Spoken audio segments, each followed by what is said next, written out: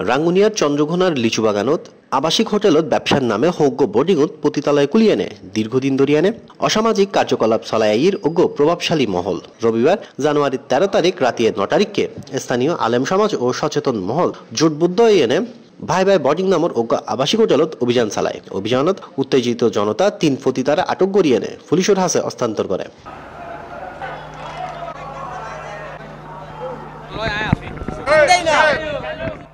এই ঘটনার প্রতিবাদে জানুয়ারি 14 তারিখ সোমবার বিএলএ চন্দ্রঘোনা লিচু বাগানত এক প্রতিবাদ সভার আয়োজন করা হয়।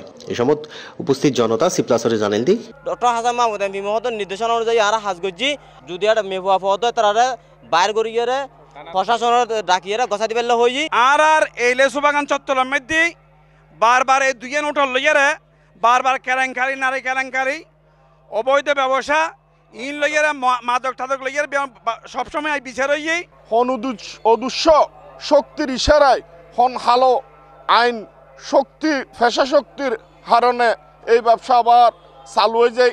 ইউর বলে তারা কুলে হই না পাইজম প্রশাসনিক সহযোগিতা মাঝে মধ্যে দেখা যায়, আবার দেখা যায় অন্ধকারে তুমি কেন জানি প্রশাসনের ঠেলিয়ে দেয় বলে মনে হয়। আর এই এলাকার মানুষ আলম সমাজ সহ যুব সমাজ ব্যবসায়ী সহ খালিয়া 3 মাই হওয়া সহ আবাদ দর্জি শুধু একজনের কারণে আজ ইয়ার হাজার হাজার মানুষ আজ মানুষের কাছে মুগ্ধ হয় না পারে। আর ব্যাগ গুণ আছে লেচু বাগানের মধ্যে এই ফতিতালার কারণে সমত আর হাতে নাতে মহিলা অকল দর্জি দরিয়ারে পুলিশের দিয়া গিয়ে দনের পরে ব্যাগগুলোর সামনে হই দেখি এই সমস্ত হাম আর কোনোদিন গরিব চন্দ্রঘোনা ইউনিয়ন পরিষদের পক্ষতন আয় তীব্র নিন্দা প্রতিবাদ জানায়। গত হালিয়ে যে ধরনের উদ্যোগ লইরে যে প্রতিহত করছি যেমন ভবিষ্যতের মধ্যেও প্রতিহত করিব।